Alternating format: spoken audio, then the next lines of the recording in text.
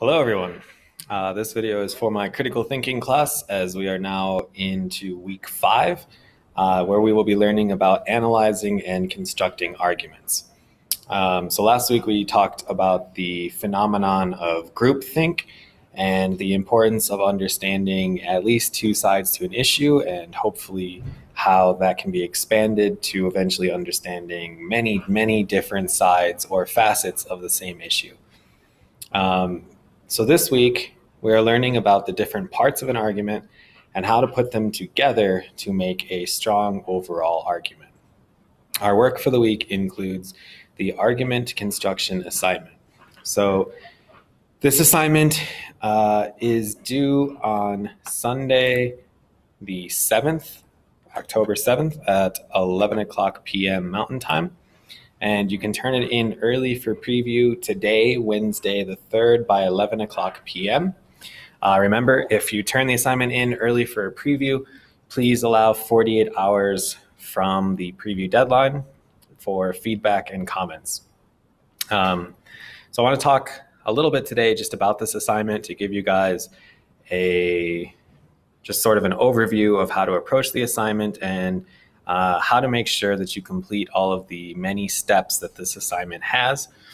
It's not a super difficult assignment, but in the past, students have always lost points, or when students do lose points on this assignment, it tends to be a result of just overlooking one of the many steps. And so I wanted to break down the assignment step by step for you today. Okay, so the argument construction assignment. We're going to go step by step through this. First step is to choose a controversial topic. The assignment prompt itself, the assignment file, has a few different topic suggestions available for you, but you are more than welcome to choose your own controversial topic. Just make sure that it is a topic that is large enough to generate many different premises, meaning there are many different ideas or angles or takes that you could have on this individual topic. So once you have chosen a controversial topic, the next step is to generate a list of 10 individual premises that relate to the issue. Ideally, you will have 5 premises in favor of the topic and 5 premises against the topic. This is where students start to struggle with this assignment sometimes. What do we actually mean by a premise? I think a good way of thinking about a premise is thinking of a topic sentence that could be used for an argument. So, for example, if the topic, the controversial topic that you've decided to go with is whether or not Americans should be eating meat. I think that's the sample version I gave you, was about vegetarianism versus omnivores, or versus an omnivore diet. A premise in favor of the topic would be something like, one reason Americans should no longer eat meat is because of the impact that agriculture has on the environment. That would be a good premise.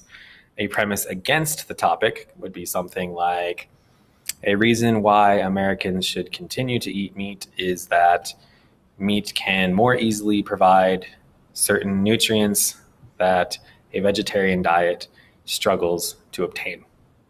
The idea is that a premise is a single sentence that poses one specific reason for that larger argument. So there are many different arguments that could be made about why people should or shouldn't eat meat.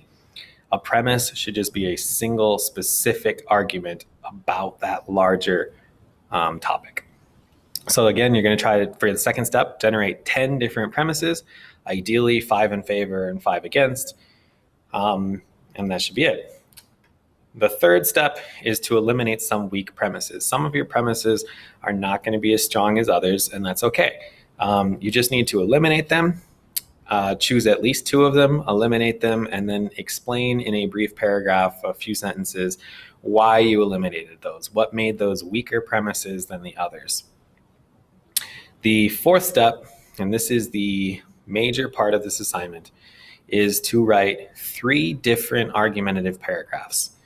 The first argumentative paragraph should be for your topic. The second argumentative paragraph should be against your topic. And then the third argumentative paragraph will either be of for or against, up to you. Please make sure that your third argumentative paragraph is for or against. A lot of times students come up with sort of a wishy-washy in-between paragraph, but that's not really an argument. You need to pick for or against. The idea here for your arguments is that you take one for each argument. Take one of those individual premises from your list of generated premises, turn it into a topic sentence, and then write an argumentative paragraph supporting that specific topic sentence. That means your argument should build on that topic sentence. It should not be a series of chained together premises. It should be a singularly focused argument on that one premise. So that's the fourth step. You write those 3 argumentative paragraphs. The fifth and final step is that you then look back at those 3 paragraphs, those 3 arguments you just wrote, and you decide which one you think is the strongest and why, and then you write a paragraph explaining why.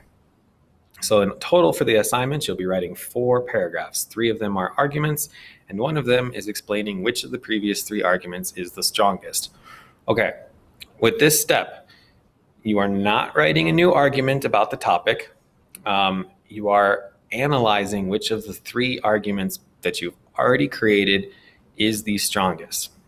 So try to move away from your own personal beliefs on the topic that you've chosen and really break down which of the 3 paragraphs that you wrote presents the strongest argument and why. Does one of the paragraphs have better evidence? Do the ideas flow more logically together? Did you do more research for that? Things like that should be the reasons that your argument is the strongest. That's it. It's not that hard of an assignment. It's just there are quite a few steps, and the way that students tend to lose points in this assignment is by overlooking a step or just kind of mishandling a step. So I hope this video helps you. Remember, you can turn it in for a preview by the end of today, and within 48 hours, I'll comment on it, give you some feedback, and get it back to you. And then the actual full deadline is Sunday, October 7th at 11 o'clock p.m. Mountain Time. If you have any questions or need help with anything, feel free to contact me, and I'll be glad to help you. Have a great week.